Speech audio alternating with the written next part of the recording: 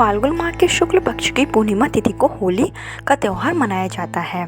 होली दहन का जो दिन है वो साल 2024 में 24 मार्च को है। 24 मार्च को इसकी जो शुरुआत है वो सुबह 9:55 से शुरू होगी तथा अगले दिन 12:55 पर यह समाप्त होगी। ऐसे में होलिका दहन का जो समय है वो रात्रि के समय होता है, तो 24 मार्च को होलिका जलाई जाएगी। होलिका का जो दिन होता है वो बेहद ही खास दिन होता है। यह दिन बुराई पर अच्छाई की जीत मानी जाती है। लेकिन होलिका दहन के दिन होलिका के चारों ओर जब होलिका जलाई जाती है तो उसके चारों ओर कई नकारात्मकता ऊर्जा होती है। ऐसे में कई ऐसी महिलाएं होती हैं जिनको भूलकर भी होलिका दहन के दिन पूजा नहीं करनी चाहिए, ना ही उनको होलिका जलती हुई देखनी चाहिए। तो आज के हम इस वीडियो में बात करेंगे कि ऐसी कौन सी 5 महिलाएं हैं जिनको भूलकर भी होलिका के दिन होलिका की पूजा नहीं करनी चाहिए, ना ही होलिका को जलते हुए देखना चाहिए। अगर वो ऐसा करती हैं तो उनके आने वाले जीवन पर बहुत ही गलत असर पड़ता है।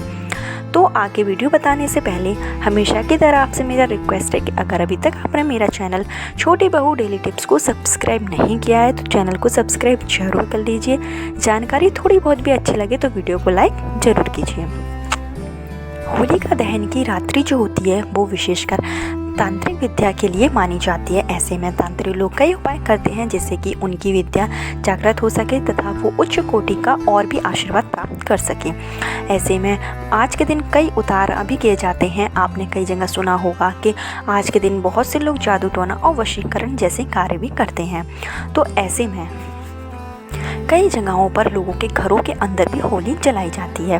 तो अगर आपके घर में भी होली जलाई जाती है या फिर आपके घर के आसपास कहीं होली जलाई जाती है तो आप भूल कर भी यह गलती ना करें। कौन सी महिलाएं हैं जिनको भूल कर भी आज के दिन होली की पूजा नहीं करनी है? तो सबसे पहले जो महिलाएं हैं वो हैं नवविवाहित महिलाएं।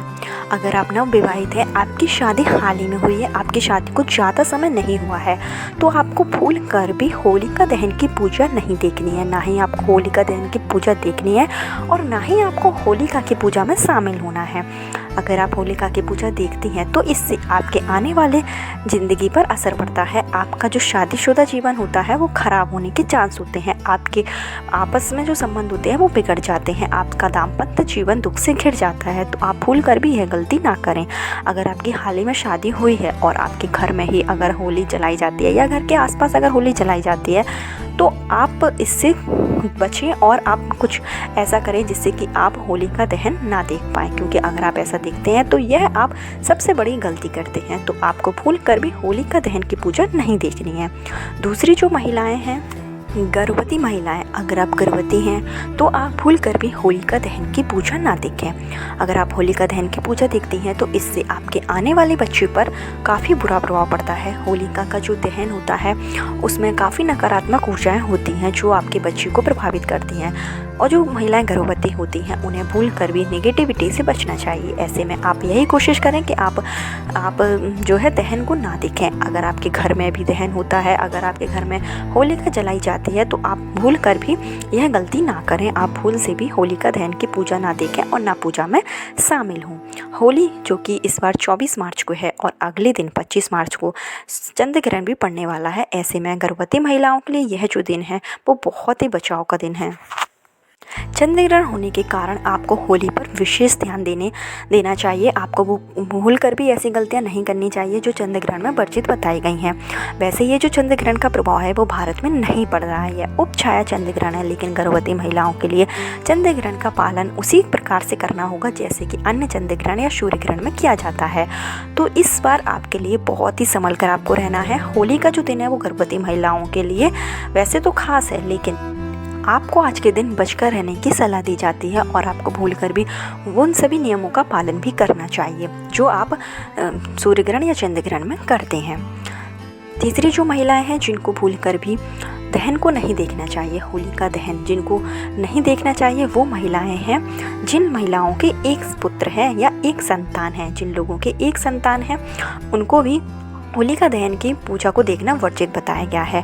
होलिका दहन की जो पूजा होती है वो ऐसी किसी भी महिलाओं को नहीं देखना चाहिए जिनके एक पुत्र पुत्र है या फिर एक ही संतान है। ऐसा करने से अगर वो पूजा देखती हैं तो उनके संतान पर भी बुरा असर पड़ता है।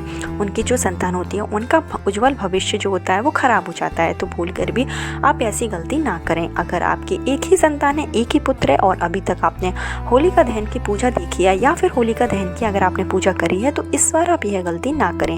हमारे शास्त्रों में बताया गया है कि जिनके एक ही पुत्र होता है उनको होलिका दहन की पूजा नहीं देखनी चाहिए। अगर वो होलिका दहन की पूजा करती हैं या फिर देखती हैं तो उनके अंदर और उनके पुत्र के अंदर नकारात्मकता हावी हो जाती है। ऐसे में उनका आने वाला जो जीवन होता है वो बर्बाद हो सकता है।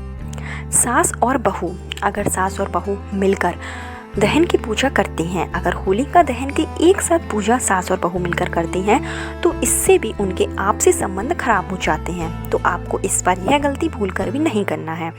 आपको सास और बहू दोनों को मिलकर होलिका दहन की पूजा नहीं करना है।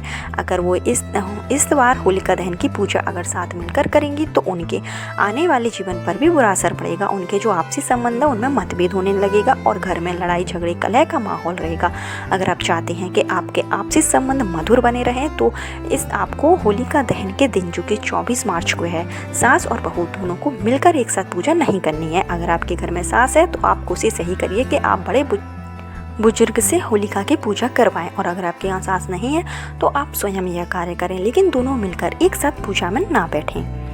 पांचवी और आखिरी महिलाएं हैं जिनको नवजात शिशु है। नवजात शिशु के साथ में आपको भूल कर भी होलिका की पूजा नहीं करनी है। अगर आप नवजात शिशु जो कि 6 महीने से छोटा है, अगर उसको लेकर आप होलिका के पूजा में शामिल होती हैं, होलिका दहन की पूजा में आप उसको भी शामिल करती हैं तो ऐसी गलती ना करें। नवजात शिशु के साथ यह पूजा करना वर्जित बताया गया है। तो अगर जिन लोगों के हाल ही में पुत्र या पुत्रियाँ हुई हैं तो उनको यह पूजा करने की मनाही है। ऐसे में यह जो महिलाएँ होती हैं जिनको नवजात शिशु हैं उनको नवजात शिशु के साथ में पूजा भूल कर भी नहीं करनी है। अगर वो ऐसा करती हैं तो उनके बच्चे पर भी गलत असर पड़ता है और उनका जो आपसी संबंध होता है वो भी खराब हो जाता है। तो आने वाले भविष्य में अगर आप चाहते हैं कि आपके बच्चे का जो भविष्य है वो उज्जवल रहे तो इसके लिए आप यह गलतियाँ भूल कर भी ना करें। ये 5 प्रकार की महिलाएं हैं जिनको भूल कर भी होलिका दहन की पूजा नहीं करनी है। होलिका दहन की पूजा अगर आप अब तक करती आई हैं तो इस वीडियो को देखने के बाद आप यही कोशिश करिए कि होलिका की पूजा आप ना करें।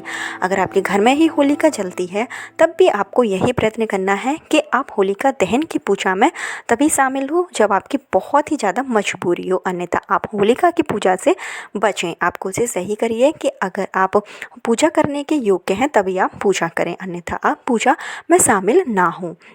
इसके अलावा 25 मार्च को जो सूर्य ग्रहण पड़ रहा है वो एक उपछाया सूर्य ग्रहण है जो कि जिसका प्रभाव हमारे भारत में नहीं पड़ रहा है, लेकिन जो महिलाएं गर्भवती हैं उनको होलिका के दिन ये चंद्र ग्रहण का पूर्ण तरीके से पालन करना है, उनको पूर्ण तरीके से बचाव करना है। होलिका पर ये गलती उन्हें भूल कर भी नहीं करना है। ऐसा करने से उनके अंदर बहुत ज़्यादा नेगेटिविटी आ जाएगी। तो अगर वो चाहती हैं कि उनका जो होने वाला बच्चा है, होने वाला जो बेबी है उस पर अगर नेगेटिविटी ना पड़े, उसका भविष्य उज्जवल रहे, साथ ही साथ उनके घर में सुख संपदा की कभी भी कमी ना हो, तो आप यह गलतियां भूल कर भी ना करें। होलिका दहन का आप विशेष ध्यान रखें। होलिका दहन जो कि 24 मार्च रविवार को है, ऐसे में वीडियो में बताई गई आपको यह गलतियाँ नहीं करना है। इन महिलाओं को भूल कर भी ये पूजा नहीं करनी है, ना ही आपको होलिका दहन देखना है। तो एक छोटी सी जानकारी थी जो आप लोगों तक पहुंचाई गई है। अगर आपको वीडियो पसंद आई हो और जानकारी थोड़ी सी भी अच्छी लगी हो तो वीडियो को लाइक कीजिए, चैनल पर पहली बार है तो सब्सक्राइब कीजिए। कल फिर मिलती हूँ नए वीडियो के साथ, जब तक के लिए राधे राधे।